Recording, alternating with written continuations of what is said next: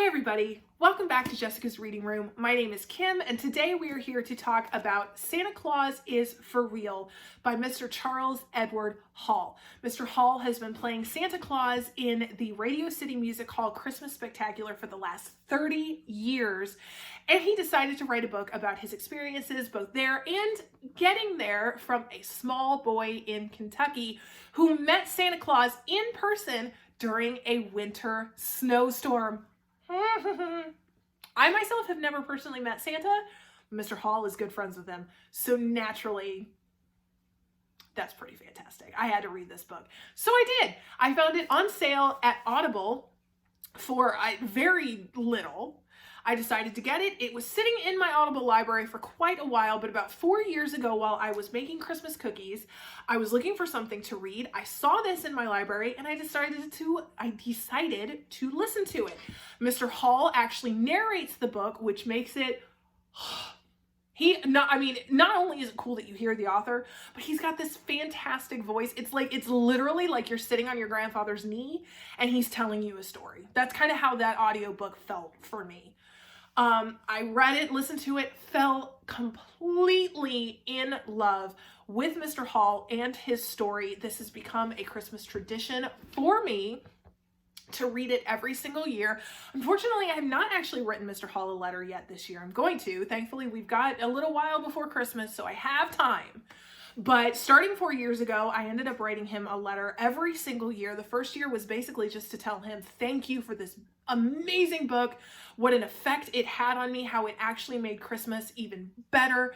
It gave me a new perspective on things, and Christmas came and went. I was not ever really expecting any answer from Mr. Hall. He's a busy man, okay? When he's not in New York, he's back home in Kentucky running, a little theater there. So of course the man is going to be busy. But then all of a sudden, I ended up getting a package and this book was in it. And inside is this absolutely wonderful note from Mr. Hall himself. And you guys know me, okay? I'm a big baby now. So I was sitting on the couch and I'm just sitting here and I'm like reading this inscription and I'm crying my eyes out. And Ivan at that exact moment comes walking in and he's like, "Hey babe." And I turn and my eyes are all welled up and there's tear tracks on my face. And he just looks at me, he's like, "What is wrong with you?" And I was like, "Mr. Hall sent me this book and it's such a nice note in the front." And so then he kind of rolled his eyes and he's like, "Okay, well that's sweet. Thank you, Mr. Hall." And I'm just sitting there crying more, and there you go. But like I said, I read it every single year.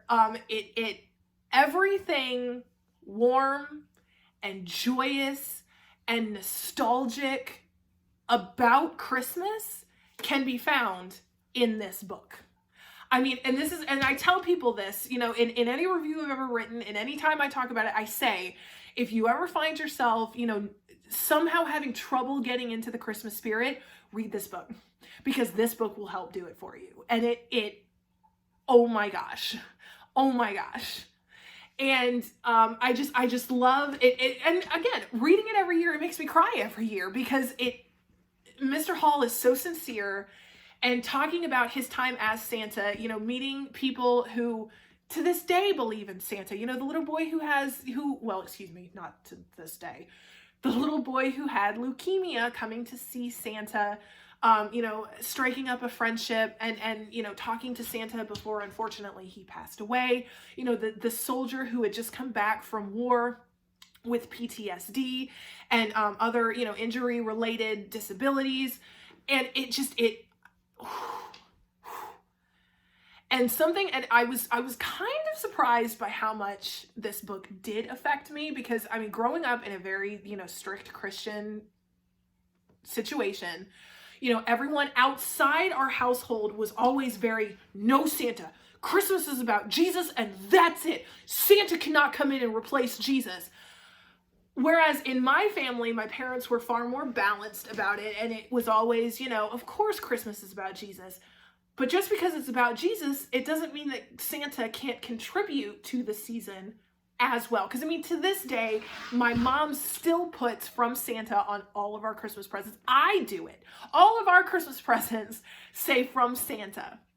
you know, marrying Ivan, what I found really interesting is that Ivan's family, they were a no Santa family. They were also a no Halloween family too. They're weird. I know, right? But Ivan and I have actually come to a compromise about Santa because it's, you know, he believes in a Father Christmas that's a, you know, that's a feeling that brings a lot of happiness and joy and makes the season special. So I'm like, you know what? I'll take it. Yes, Father Christmas. Yes. But he, you know, even he had heard some of this story while I was listening to it. And even he's like, wow, it's actually a really good book. I was like, I know, right? But something that I found incredibly refreshing and nice is the fact that Mr. Hall actually takes that into account, you know, the idea that Santa Claus cannot replace Jesus as the reason for the season. And, you know, at one point when he was a little boy and he was surprised by meeting Santa the first time, and, you know, I was ashamed to say that I took the Lord's name in vain. And Santa said, oh no, Charlie, I never claimed to be him. I was like, oh, that's so nice. You know, so again, someone who's got this nice balance between Santa and Jesus, and, you know, and I absolutely loved it. I really did. And I mean, 3 years ago when I was, oh boy, my grandmother had been put on comfort measures. She was in the hospital. I had taken, I volunteered to take the 10 p.m. to 3 a.m., you know, shift of sitting with her.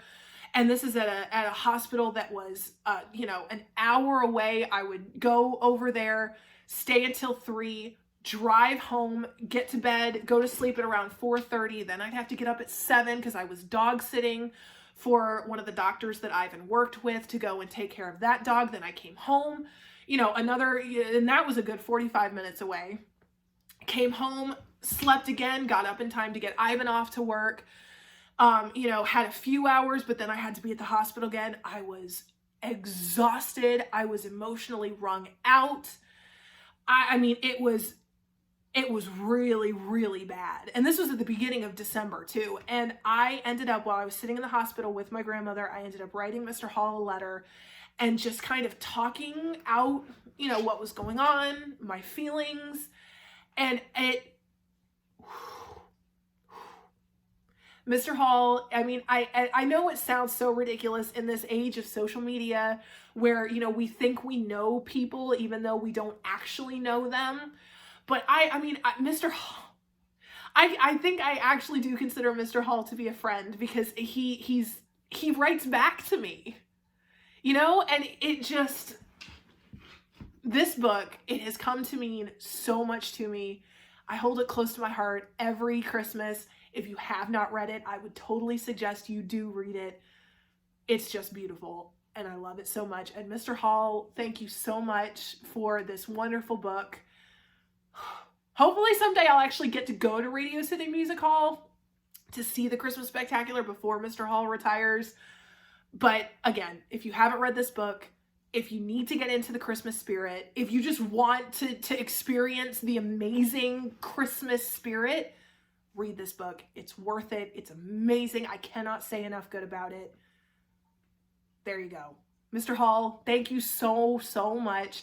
And I hope everybody has an awesome Christmas. Hope everybody picks this book up and decides to read it. If anyone has been to the Radio City Music Hall Christmas Spectacular in the last 30 years, I would love to hear about your experiences down in the comments.